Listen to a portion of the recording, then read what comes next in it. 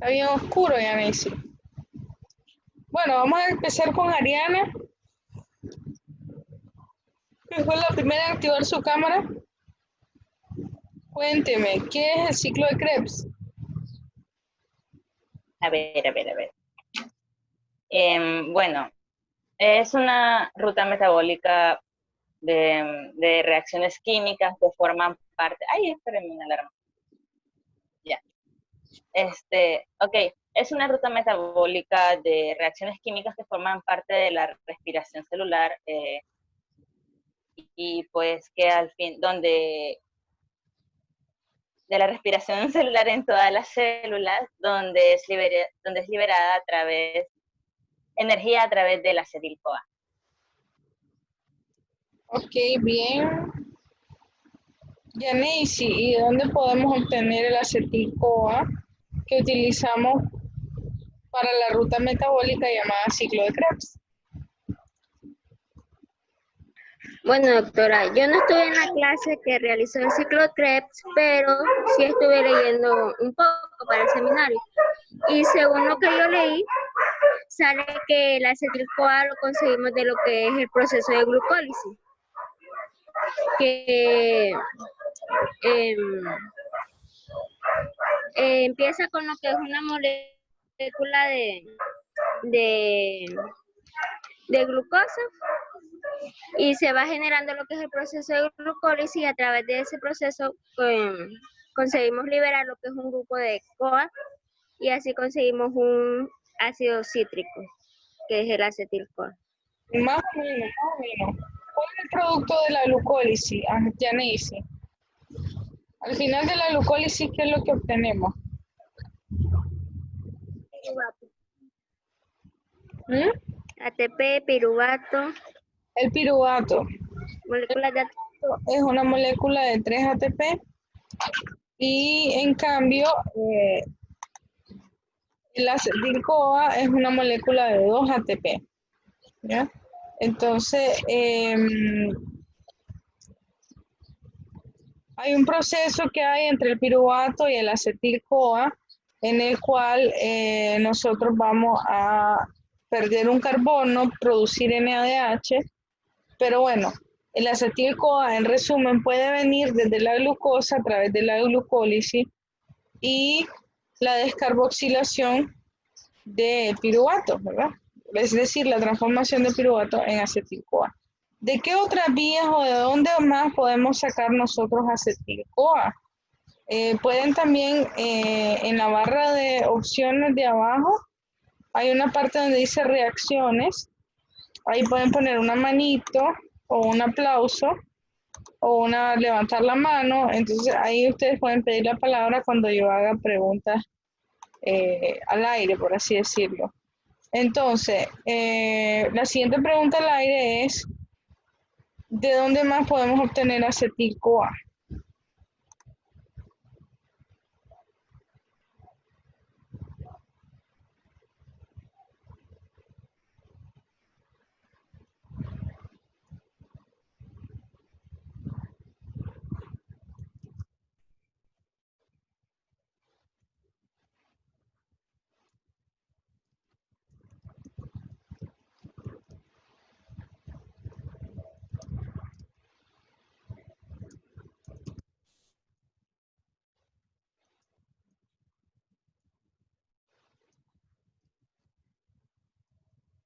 Chicos,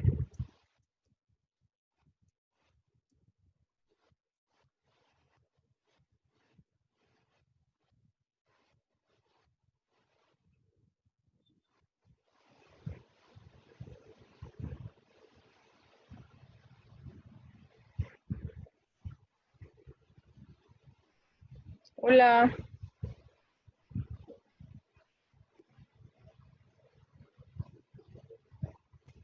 ¿Me escuchan? ahora sí. ¿Qué tuani? Que podemos encontrar acetil-CoA por casi todas las rutas catabólicas, como lo que es la descarboxilación y la betoxidación de ácidos grasos. Además de los procesos como gluconeogénesis que estuvimos hablando, y creo que en el cerebro, pero no me recuerdo cómo, porque es neurotransmisor. No, pero está bien. No hablemos de esa parte de neurotransmisores, pero sí. El otro combustible biológico de importancia es los ácidos grasos y estos pueden hacer beta-oxidación y darnos grandes cantidades de acetil-CoA, que puede ser utilizado para el ciclo de Krebs. Otra vía, como dijo muy bien Mario, ¿cómo se dice? De la transformación, ¿verdad? La gluconeogénesis a partir de sustancias no carbonatadas. Ahora, ya entrando a lo que es el ciclo de Krebs, ¿quién me puede decir lo que es los productos principales que se obtienen de esta serie de reacciones? Cuando Ariana dijo ruta metabólica, una ruta metabólica es una serie de reacciones químicas que forman transformaciones dentro de las moléculas, en este caso descarboxilaciones y oxidaciones repetitivas, y pues que al final dentro de toda esa ruta nosotros vamos dejando ciertos residuos. Algunos residuos son útiles, otros no. Entonces, ¿cuáles son los residuos o productos que nosotros obtenemos del ciclo de Krebs? ¿Quién nos lo puede decir? El dióxido de carbono, Uh-huh. agua, H2O. Agua en el ciclo de Krebs. No, el dióxido de carbono y ahí. NAD, en NAD. NAD entra, pero sale en forma de... Ahí. Ahí.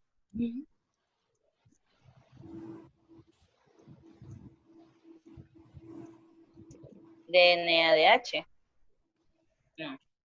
NADH. Entonces entra NAD, pero sale NADH en el ciclo de Krebs.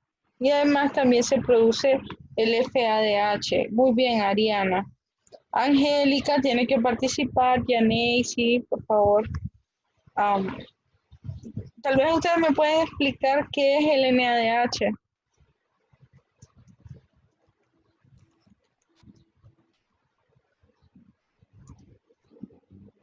¿Qué pasó? ¿No puede irse a un cuarto un poco menos, con menos bulla?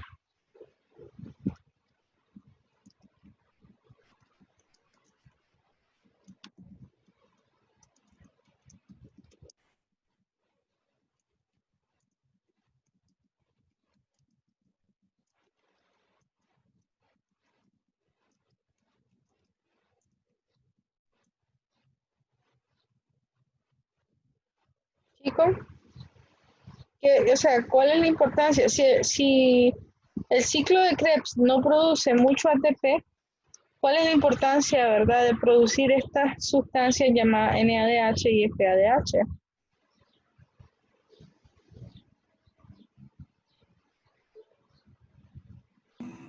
Te escucha, doctora. Sí, ahora sí le escucho. Ok. También le iba a decir, le iba a mencionar que también al final se produce FADH y que el NADH y el FADH se convierten en ATP al final, sí, en la membrana interna de la mitocondria, en la fosforilación oxidativa. Exacto, entonces el ciclo de Krebs no produce por sí mismo ATP, sin embargo, produce los precursores que van a ser necesarios para que podamos trabajar en lo que es la fosforilación oxidativa. ¿Y quién me puede explicar qué pasa con el dióxido de carbono?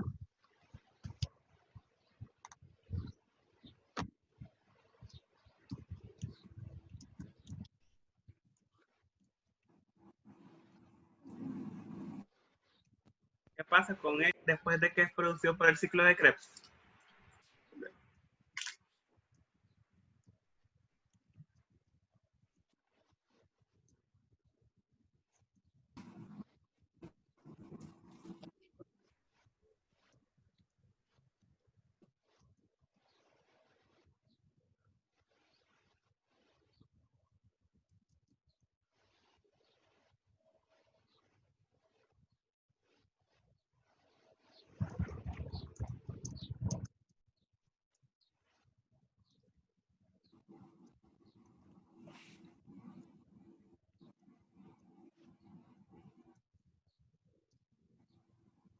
La pregunta, Ariana, es, ¿qué pasa con el dióxido de carbono que es producido en el ciclo de Krebs?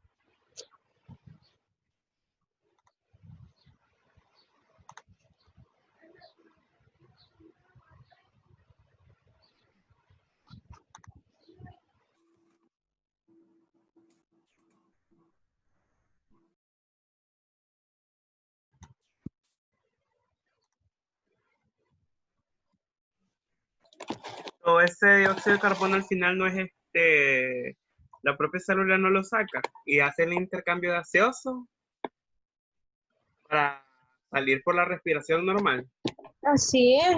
por Oh, respiración pulmonar. excelente, Mario. Entonces, el dióxido de carbono es recogido Entonces, esta gente- como un producto de desecho y al final, cuando nosotros expiramos, lo que eliminamos de nuestro cuerpo es todo ese dióxido de carbono que es producido en el ciclo de Krebs de todas las células de nuestro cuerpo, ¿verdad? Obviamente, si nosotros dañamos los pulmones, en la sangre se va a acumular el dióxido de carbono, porque mientras una célula esté viva y con oxígeno, siempre lo va a producir. Entonces, la respiración es un medio muy importante para regular la homeostasia del dióxido de carbono. Pero creo que ahora podemos pasar a la fosforilación oxidativa. ¿Quién me puede explicar qué es y dónde ocurre la fosforilación oxidativa?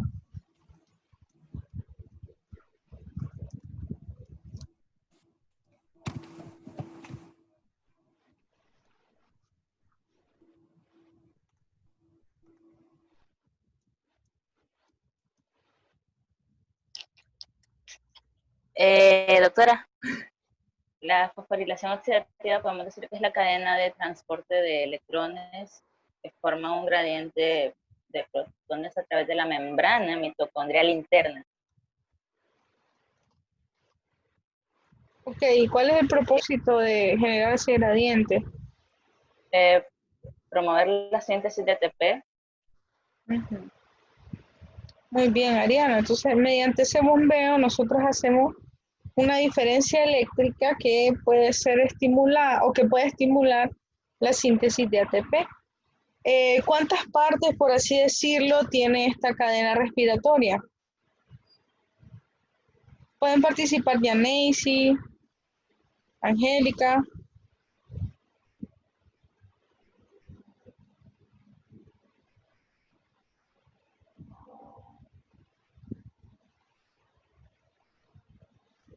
Dos componentes. Mario.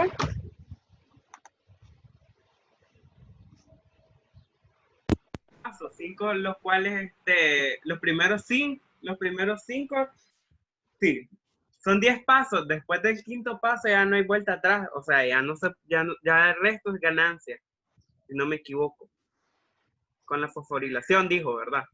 Sí, algunas literaturas dicen 5, otras dicen que son 4, porque no consideran a la ATP sintasa parte de la cadena respiratoria. Cuando hablamos de la cadena respiratoria es esos componentes que bombean protones. Pero pues de esos 4 complejos que forman la cadena, que están en la cresta interna de la membrana mitocondrial interna, de esos 4, ¿cuántos y cuáles son los que en realidad bombean protones? ¿Quién me lo puede decir?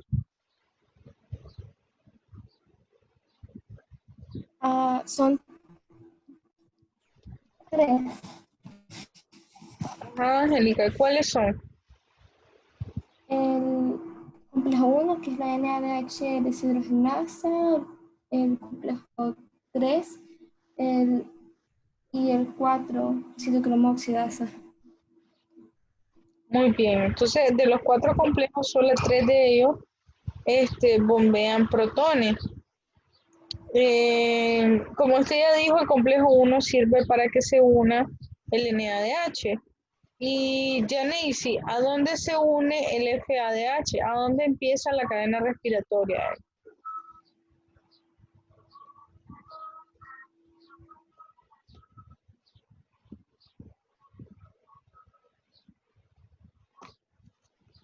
Janacy.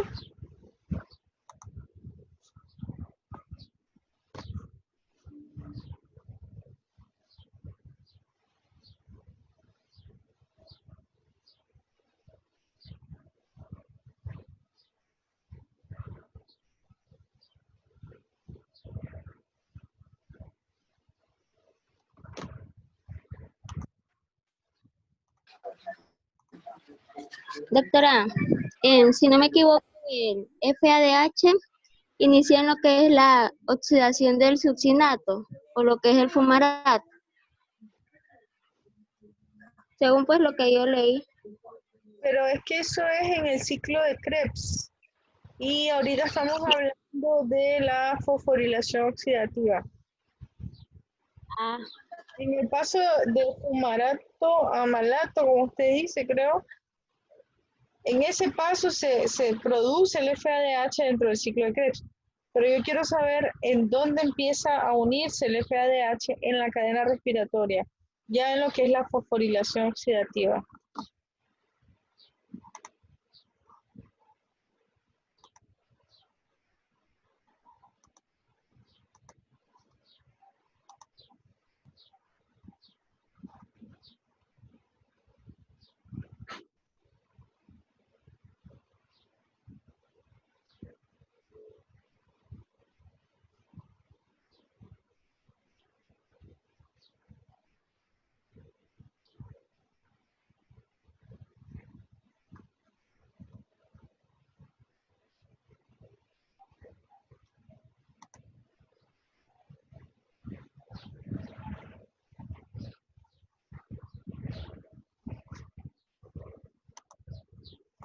Chicos, ¿alguien?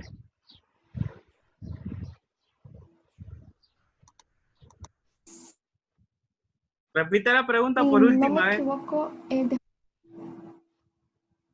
Es que miren, la cadena respiratoria tiene 4 complejos. El NADH es que recibe, perdón, el primer complejo recibe electrones del NADH, pero esto no es válido para el FADH. ¿A cuál complejo se une inicialmente los electrones del FADH?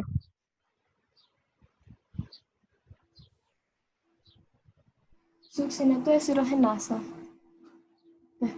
Después de que los primeros electrones pasan al espacio a la intermembrana, el FADH se uniría al complejo 2. Exacto, se une al complejo 2, ¿verdad? Que es el complejo Q. No sé si lo confundí porque yo le entendí a Yanesi que me dijo la enzima de una parte del ciclo de Krebs. Pero bueno, se une al complejo 2 que en realidad no bombea protones. Entonces empieza el bombeo hasta que llegamos al complejo 3. Por tanto, ¿cuál produce más ATP, el NADH o el FADH?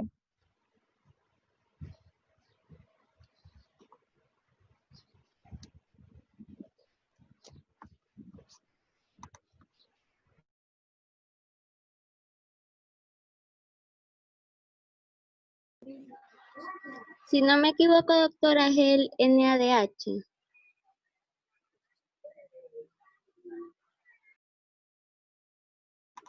El NADH produce más ATP que el FADH.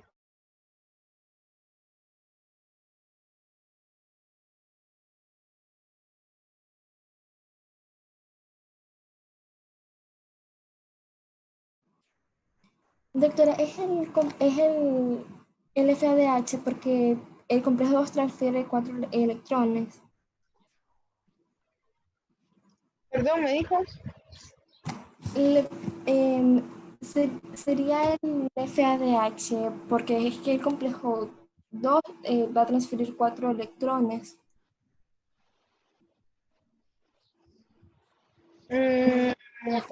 Sí. No, ahí pues en realidad solo estaba afirmando yo lo que decía Nancy. Sí, el NADH al unirse desde el complejo 1 sí propicia la mayor cantidad de bombeo de protones, lo cual al final se traduce en mayor cantidad de ATP. El NADH, el FADH que se une al complejo 2, en el complejo 2 no bombeamos protones, Angélica. Entonces la cantidad de protones que se bombean es menor en el FADH, por tanto se produce menos ATP. Entonces ahí está bien, Janice. Ahora, explíquenme alguno de ustedes cuál es el rol del oxígeno. ¿Por qué se llama respiración celular? ¿Qué tiene o qué viene a ser el oxígeno en esta cadena respiratoria?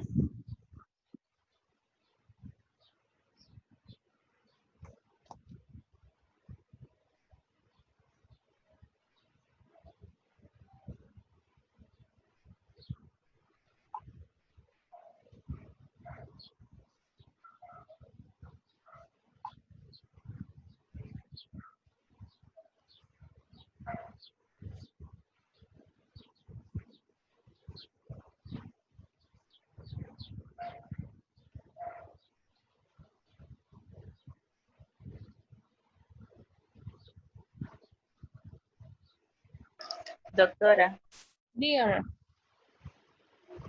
bueno, supongo yo que no supongo, sino que el papel del oxígeno para en lo que es la respiración celular es que, y ahí se necesita oxígeno para oxidar los alimentos y así obtener energía, ¿no? Es que mire, el proceso de oxidar no se refiere a juntar las moléculas con oxígeno. Oxidar es prácticamente quitarle electrones a las moléculas, ¿ya? Entonces, aquí el oxígeno cumple una función importante para que se pueda dar la oxidación final, es decir, retirar electrones a las moléculas, como ocurre en el ciclo de Krebs. En el ciclo de Krebs es donde ocurre la máxima oxidación de los carbonos, porque termina todo en dióxido de carbono, pero en ningún momento mencionamos el oxígeno. Entonces, oxidación no es lo mismo que participe el oxígeno, no es un término correcto. Entonces, yo quiero comprender qué rol juega el oxígeno al final de la cadena respiratoria. ¿Qué es lo que hace?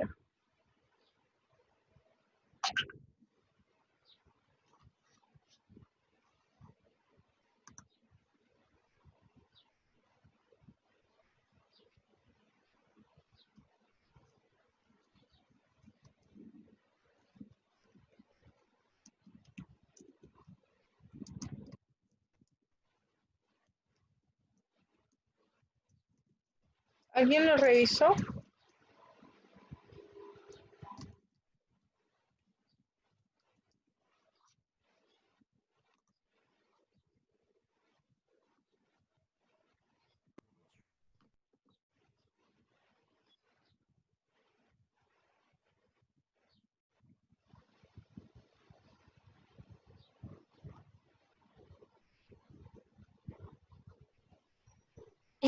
Disculpe, doctora, me pareció leer que al final se forma H2O. Sí. Entonces, al final el oxígeno forma agua. ¿Cómo? Eso es lo importante, cómo participa el oxígeno, cómo forma agua, qué es lo que hace para formar agua. Le quita electrones al FADH y al NADH. No, fíjate que directamente no. Más bien recoge los electrones que el NADH y el FADH dejaron en la cadena respiratoria. Ya, en sí no existe una interacción entre el NADH y el oxígeno, sino que el oxígeno recoge lo que ellos dejaron allá y mediante esa adquisición de electrones se les sumó dos moléculas de hidrógeno y formó el H2O. Entonces, al final de la cadena respiratoria, el agua sería como el producto de excreción de mi fosforilación oxidativa, ¿no? Producto de excreción del ciclo de Krebs, el dióxido de carbono. Producto de excreción de la fosforilación oxidativa es el agua. Entonces, Mario, ahora que ya les expliqué esto, bueno, cualquiera puede participar. Ahora que ya les expliqué este rol del oxígeno en la cadena, ¿qué pasaría en los estados de hipoxia cuando no tenemos oxígeno disponible?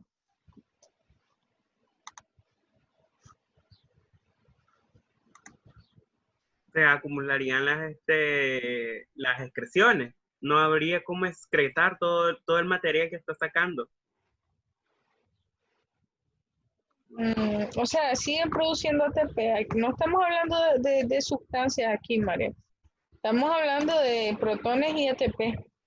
No sé a qué te referís con excreciones.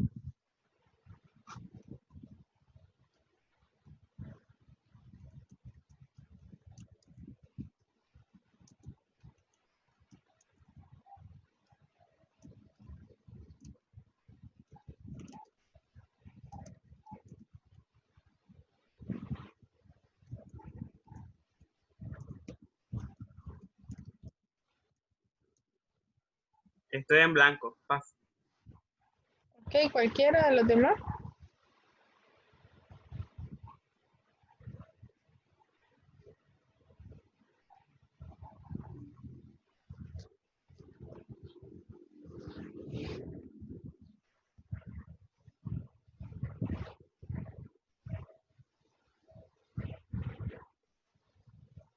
¿Es posible producir ATP en ausencia de oxígeno? Si no me equivoco, no, doctora. No, doctora, porque para poder producir el ATP se necesita el oxígeno. Pero entonces morimos. En ausencia de oxígeno nosotros morimos inmediatamente. Porque yo me quedo ahorita hasta 1 minuto sin respirar y no me muero.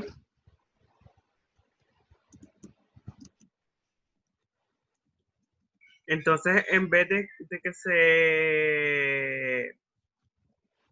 Ay, o sea, el producto de desecho que sería el dióxido de carbono y el dióxido de carbono y el agua no se podría producir. O sea, no habría como un medio para excretar. Mm, Y Miren, eventual, y traten de, even- traten de ver todas estas reacciones como un continuo. Si vos no tenés oxígeno, ¿quién va a recoger los electrones que quedan al final de la cadena respiratoria?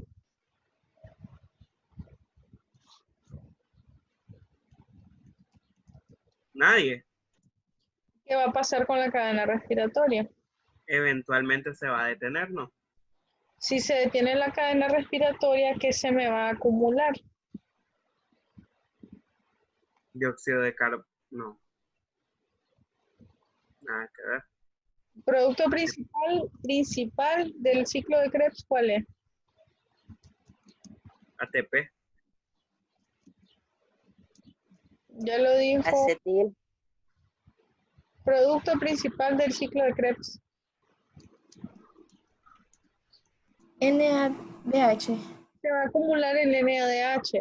El NADH en grandes cantidades hace una regulación alostérica sobre el ciclo de Krebs y lo detiene. Si vos tenés detenido el ciclo de Krebs, Mario, no producís dióxido de carbono, ¿o no? exacto. Si se detiene el ciclo de Krebs, además, ¿qué otra sustancia se va a acumular? ¿Qué es lo que entra al ciclo de Krebs? FADH también, en todo caso. No sale, no entra.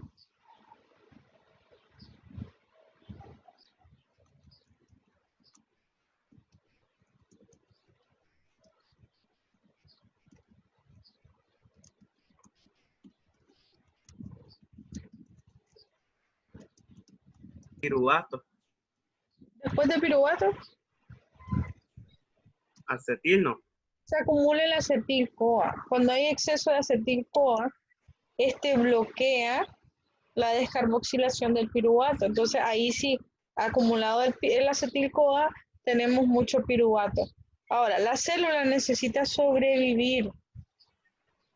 Entonces, si lo de abajo que acabamos de mencionar no está produciendo ATP, tenemos vías alternas para producir ATP. Tenemos algún tipo de planta eléctrica alterna de la cual podamos mantenernos vivos un par de minutos más. Nosotros estudiamos al comienzo del semestre una vía en donde podíamos producir ATP en menor cantidad y en ausencia de oxígeno. Con producto de desecho, ya sé cuál dice usted, me olvidó el nombre. Que produce la gota, ay, señor. No, no produce la gota. Sí, es otra cosa.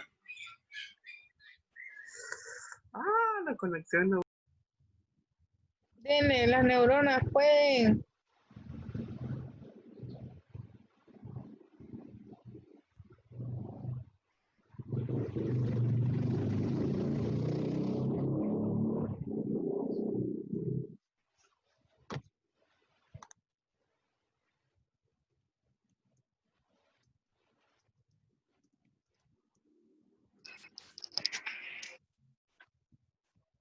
La glucólisis. La glucólisis, apellido. ¿Ah? Apellido. La glucólisis ocurre normalmente, nos quedamos hasta piruvato. Por eso estoy hablando Sí. de un tipo especial de glucólisis que nos ayuda a mantener el ATP en ausencia de oxígeno.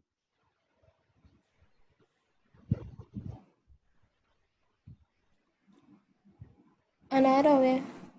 La glucólisis anaeróbica. Angélica, ¿cuál es el producto final de la glucólisis anaeróbica?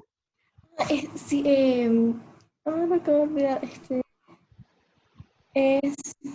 Dame un segundo. Lac, lac, lactato. El lactato, ¿verdad? Sí, sí. Ahora, un exceso de lactato puede producir una acidosis láctica, Mario, no la gota. ¿Y la acidosis láctica qué efecto tiene sobre los tejidos? Los pone ácidos.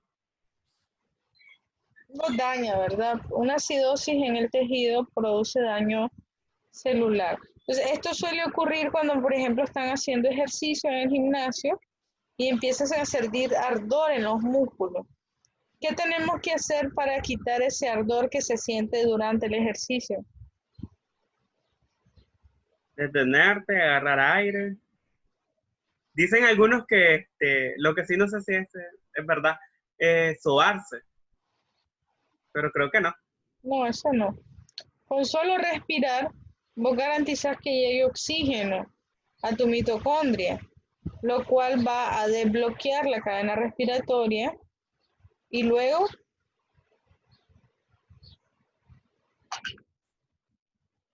Volver a tu ejercicio, a lo que sea que estés haciendo. no, bioquímicamente, hombre. Ah, Después de que llegue el oxígeno, empieza a formar agua porque desbloquea la cadena respiratoria, entonces se reactiva ¿quién? se reactiva la glucólisis. Pues si la glucólisis ya estaba funcionando, Mario. O sea, se reactiva el proceso normal, no sé cómo decirlo.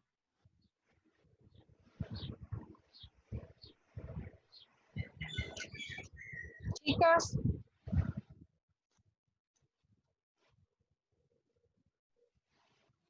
Doctora, yo he escuchado, he leído el término fermentación, ¿es correcto? sí, el término fermentación alcohólica se refiere al proceso de glucólisis anaeróbica, pero que ocurre más en la bacteria. Lo que pasa es que la bacteria no sabe hacer ciclo de Krebs ni sabe hacer fosforilación oxidativa. Entonces depende exclusivamente de la glucólisis anaeróbica. La cuestión es que en vez de producir ácido láctico, producen etanol, ya que es el guarito que conocemos. Entonces se le conoce como fermentación alcohólica a la glucólisis anaeróbica que produce etanol. Ya. Como el proceso es similar a lo que nosotros hacemos en la glucólisis anaeróbica, pero nosotros producimos lactato, en algunas literaturas le llaman de igual forma, pues, pero en realidad que nosotros no producimos guaro, lo que producimos es el ácido láctico que puede dañar, ¿verdad?, el contenido sanguíneo. Se va a acabar la llamada, volvámonos a conectar, chicos.